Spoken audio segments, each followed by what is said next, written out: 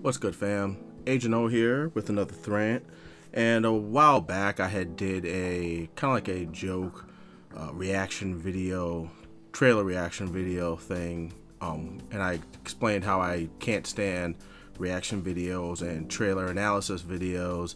And one of my subscribers, Dark Shadow Ninja, he had said that he felt the same way, and then I was talking about how I was actually contemplating doing a video explaining why trailer analysis videos are stupid and are pointless, and he actually said he would actually like to hear my thoughts on it. So I was like, all right, I'm gonna go ahead and do it then, since I want to meet the demands of people that subscribe to my channel, and plus I wanted to do this video anyway, so this just gave me more motivation to get it out there. So this is the video, and once again I want to reiterate that reaction videos, I think they suck. Like, I don't understand why people want to watch a video of someone watching a video.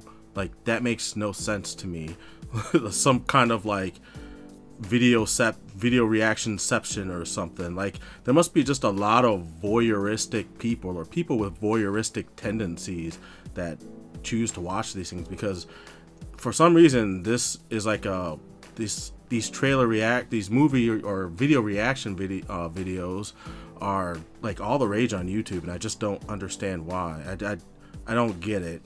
I don't want to watch somebody doing all these overly expressive oohs and ahs and overreacting because they know the camera's on and they have to be entertaining, or forcing wisecracking jokes and shit. Like, the only video I've ever watched reaction video was for an SSJ 9000 video, because one of the videos he had uploaded where he was spoofing one of the Dragon Ball movies, the one with Beerus and the Super Saiyan God movie, I guess one of the parts got flagged on his site and was off his channel, so I had to watch a reaction video in order to see the video that he originally uploaded.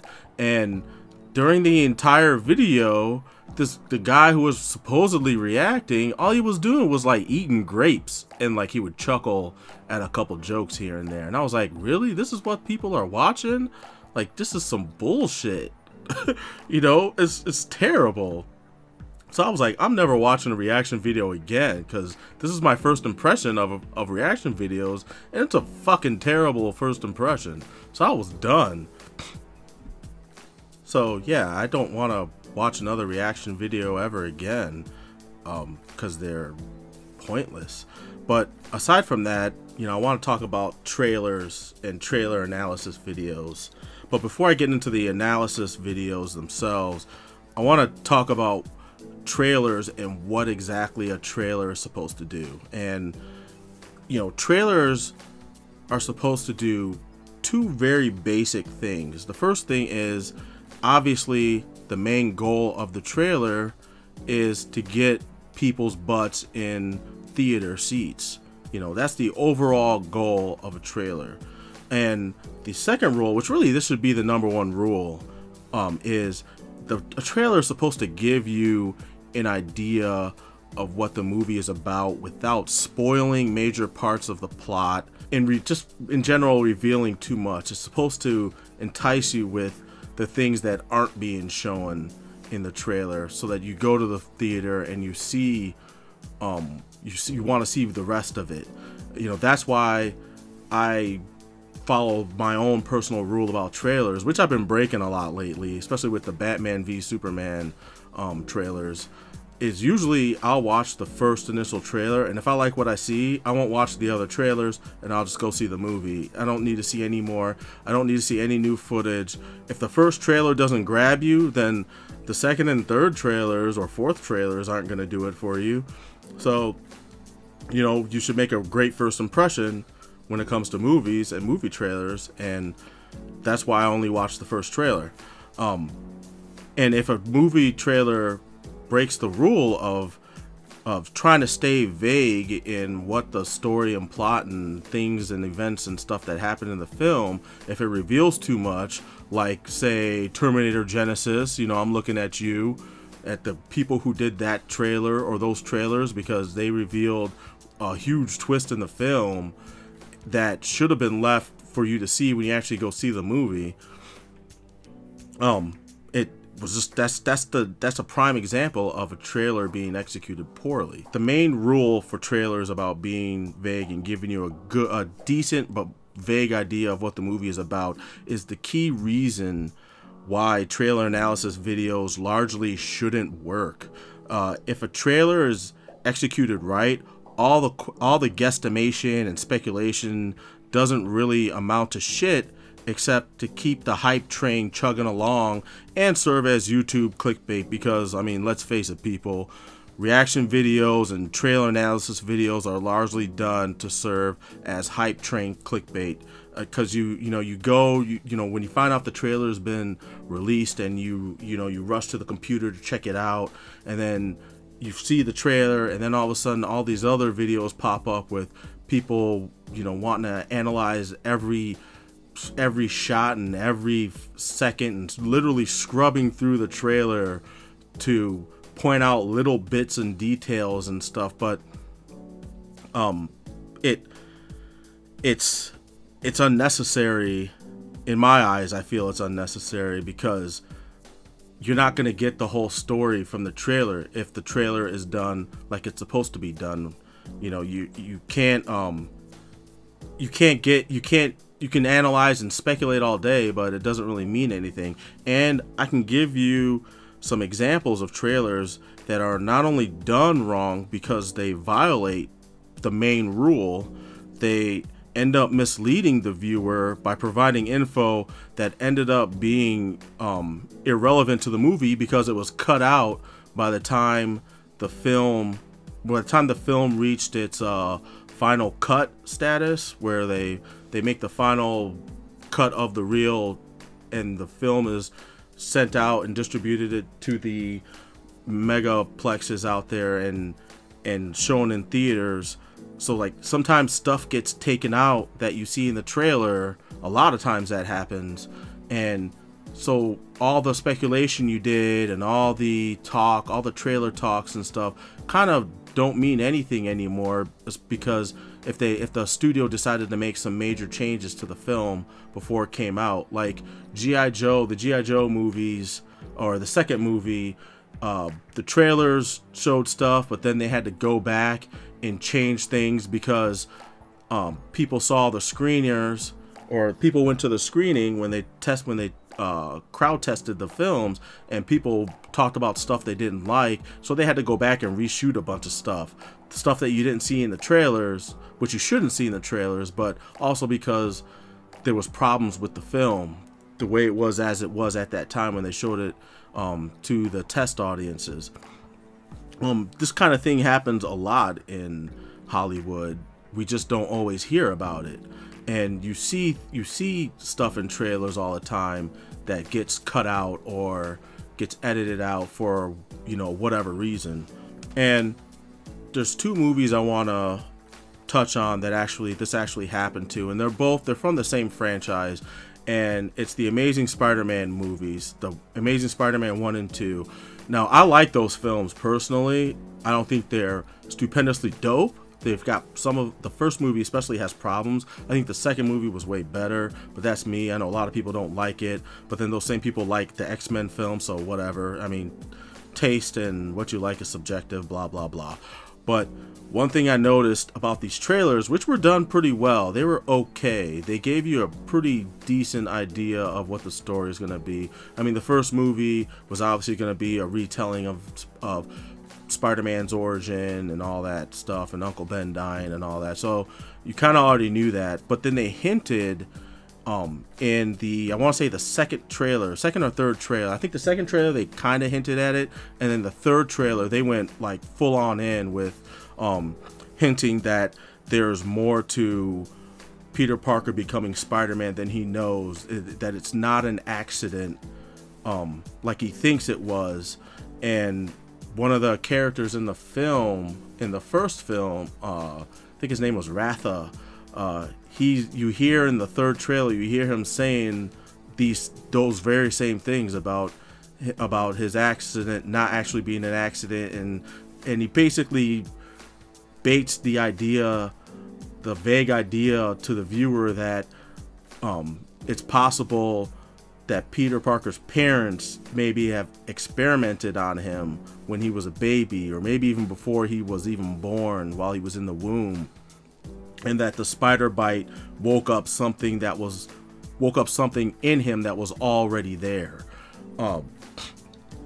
Now, this stuff, like, it's in the third trailer, and I'll provide links and stuff to all these trailers, so you can see it for yourself, so you can see I'm not making this stuff up. I had seen this back in the day, like back in like 2012 when they first showed these trailers, and then after the movie came out, me and Strident were talking about this very subject, because we were like, I wanted to actually see that, because that would have made the origin story interesting again, because it's deviating from the original comic book origin that we already got with the Sam Raimi films. But I guess somebody in the studio decided not to go that route, because maybe they felt it deviated too far away from the original origin story, and maybe it would piss off longtime Spider-Man fans, because his story, I think his origin story is right up there with Batman when it comes to how well known the character is to people all over the world. Like, everybody knows who Spider-Man is, just like how everybody knows who Batman and Superman are. I think he's probably the third most well-known character, comic book character in the world. If not up there as being a tie, with Bats and Supes, but I don't know. I think they're about even personally, but that's just me. As I was looking for images and stuff to use in my video, I came across this article that where they actually go into great detail about all this, and I provided a link to the article. I didn't read the whole thing, but I was surprised that somebody else had noticed these things, and that they had actually some people had actually got together and did some detective work by digging up images of finished CG that was cut from the movie, and plot and lines of dialogue and stuff that was cut out of the movie, because they decided not to go down that plot path with the film. And so, I urge you to check that out. Check that article out, because it looks pretty good. Like I said, I didn't finish it. I'm going to check it out when I get a little bit more time and read through the whole thing, because I was impressed that somebody else out there wanted to figure out this mystery themselves. And in Amazing Spider-Man 2, the same thing happens, where they show you something that has to deal with Peter Parker and Harry Osborn. Harry Osborn noticed that they were doing surveillance, Oscorp, was doing covert surveillance on Peter Parker, and he reveals it to Parker, and Parker's like, why? And Osborn's like, well, isn't that the $1 million question? Or he says something along those lines. I'm paraphrasing, because I don't remember exactly what the words were, but I remember seeing that and wondering, what's going on there? Does this have to do with the Sinister Six? Are they going to explore the ideas of his quote-unquote accident turning him into Spider-Man? Do they know he's Spider-Man? Because in the Ultimate Comics, Norman Osborn figured out that Peter Parker was Spider-Man, so maybe, or even in the 616 that happened, but I know the Amazing Spider-Man comics are based more on the Ultimate Comics version of Spider-Man. So maybe they're actually going to go through with what they planned in the first movie. Maybe they moved it into the second movie so that they can further play around with the mythos and all that. But then, once again, the movie came out and that part was cut. In fact, it was cut out of the movie, but that scene was cut out of the movie, but put on the Blu-ray featurettes, in the deleted scenes featurette. And the director, I think his name's Mark Webb. Webb talks about that scene. He talks about how they cut it because it didn't really lead anywhere, because they didn't have, I guess they planned on doing something with it, but they ended up not going that route, and so that's why it was cut from the film. So all these people doing their little trailer analysis videos where they're talking and speculating and kind of feeding into the idea of, you know, how they want the movie to play out instead of how the movie is actually going to play out, it makes all that shit irrelevant and kind of a waste of your viewing time and a waste of their time, because it didn't yield anything concrete. It just gave you some vicarious a vicarious feeling by, you know, I wish I was in the director's seat, because if I was in the director's seat I would do this, or I hope they do this when the movie comes out because I saw this footage of so and so doing such and such, and it makes me think that that this is going to happen because I want this to happen. Doesn't mean it's going to happen, you know, that sort of thing. So it just really makes trailer analysis videos pointless. One other thing I do want to talk about is trailers that execute as trailers correctly and trailers that don't. And trailers that aren't executed well are trailers, for example, the Batman vs Superman trailers. All those trailers, and unfortunately I watched them all. I wish I hadn't, because even in my Batman vs Superman review, I talk about how the trailer that showed the fight in the warehouse with Batman and all those thugs when he's rescuing Martha Kent. I wish they hadn't shown that. That should have been something that you saw in the film when you go to see the film in the theater. You shouldn't have seen the majority of that scene in the trailer. Even though I was excited to see it again because I thought it was a well done fight scene. Even though he did get, at one point in the fight, he almost lost the upper hand of the fight, but that shouldn't have been shown. That whole sequence shouldn't have been shown, and the trailers just revealed way too much of the film.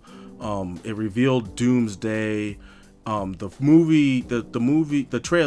trailers should have focused more on just what exactly is Lex planning, like, without telling you what Lex is planning. Like, Lex obviously has some kind of cockamamie scheme going on, and the movie should have, the trailer should have showed that, and then also kind of hyped up the fight some more between Bats and Supes, even though that fight was very meh. But that's all those trailers needed to do in order to get people to go see the film. I think they wanted people so bad to want to see this movie that they just decided to just throw everything into those trailers to get people to go see the film. And for the most part it worked, but that's not how you do trailers. Like, to me, the best trailers out right now, at least for comic book movies, are the Marvel trailers. Like, ever since Age of Ultron, I think all those trailers were good because you could watch all the trailers and still not completely know what's going on. Although with Age of Ultron, I do have a gripe with those trailers, especially that first trailer, because I love that first trailer for Age of Ultron, but it painted Ultron as that kill all humans with a vengeance that you're used to seeing in the comics. But Ultron was anything but that. Like, he wasn't scary like he is in the comics. He wasn't scary in the film, even though he wanted to kill all humans. It just wasn't the same. Like in the trailer, with the monologue that he's giving, you know, executed very nicely by James Spader, but we all know James Spader is known for the gift. He has the gift of gab when it comes to his executing his lines and stuff.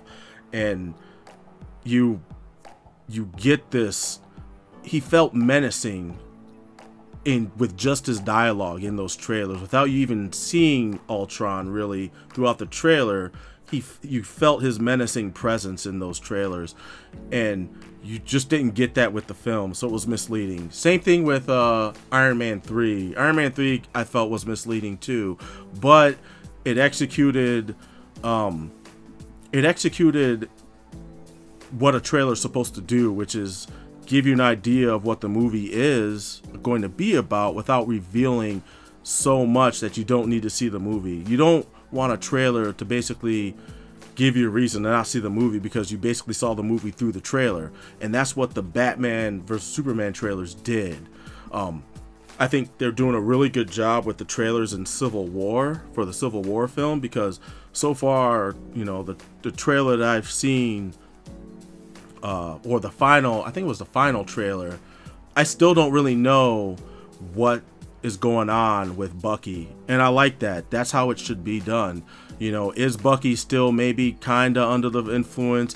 Do they still have some kind of Manchurian candidate light switch to where they could say maybe a trigger word, and then he kicks into assassin mode, but he's still kind of trying to fight it? You know, does he shoot Rhodey and Rhodey almost dies, or does he die? That sort of thing. Like, they're all kind of throwing these things at you and making you wonder, but you don't know anything concrete. And even though people have been speculating, I've been reading all kinds of comment section reactions to what they're seeing, and everybody's trying to piece together the plot when the trailer is basically showing you that you can't piece together the plot because it's deliberately not giving you enough info.